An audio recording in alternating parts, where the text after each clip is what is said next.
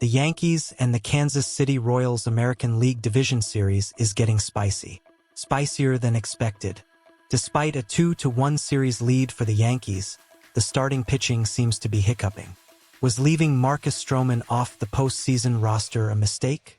Thus far, Yankees starting pitching has not been as sharp as we know it to be. Their first 3 starters have not gone beyond the 5th inning. Based on the results of these starts, Stroman's name should circulate a bit more. If you are a fan of Yankees, write "Go Yankees" in the comments and subscribe to the channel. Subpar starting pitching in games 1-2. Despite a Game 1 victory, we saw some struggle with Garrett Cole. Although he filled the zone with strikes, his command and pitch locations were questionable. The Yankees ace stayed in the zone, and his offerings were taken advantage of. Cole lasted only 5 innings in this outing, letting up 3 earned runs. He left the game without the lead, so he wasn't able to pick up the win. Thankfully, the Yankees managed to snag the 6-5 victory. Game 2's starter also struggled. Southpaw Carlos Rodon only hung on for 3 2/3 innings with a very questionable line. Despite the 7 strikeouts, the lefty allowed 7 hits and 4 earned runs, including a home run. These were the only 4 runs scored by the Royals in this game. To follow that up, the Yankees utilized 7 relievers to eat up the rest of the innings.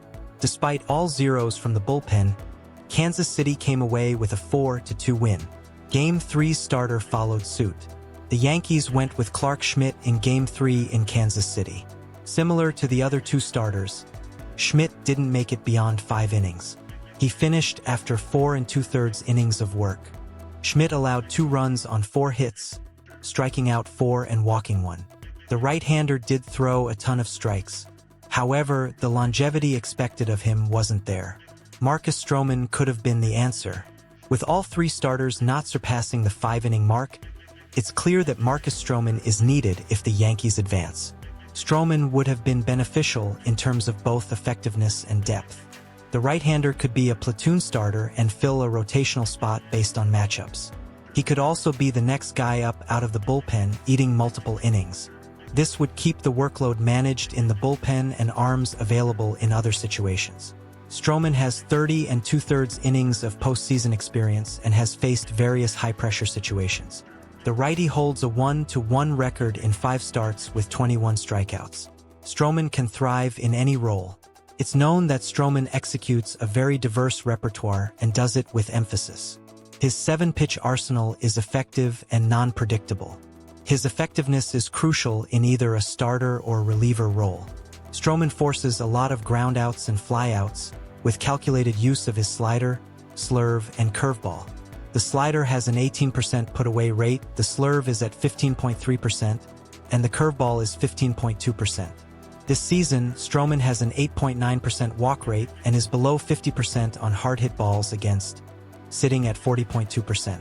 He's recorded a 6.7% barrel rate, meaning he misses barrels and stays out of hitters' wheelhouses. Stroman's ground ball percentage sits at 49.9% to end the season, along with a 23.3% fly ball rate. His metrics are parallel to his pitch options and pitch usage. These numbers could help address New York's issue with starting pitching, even if his innings of work were the same or even less. The Yankees may have made a wrong move in leaving Stroman off the postseason roster. Before we wrap up, don't forget to subscribe to the channel and turn on notifications so you never miss out on any Yankees news. What do you think? Should the Yankees have added Stroman to the roster? Drop your thoughts in the comments and remember, go Yankees!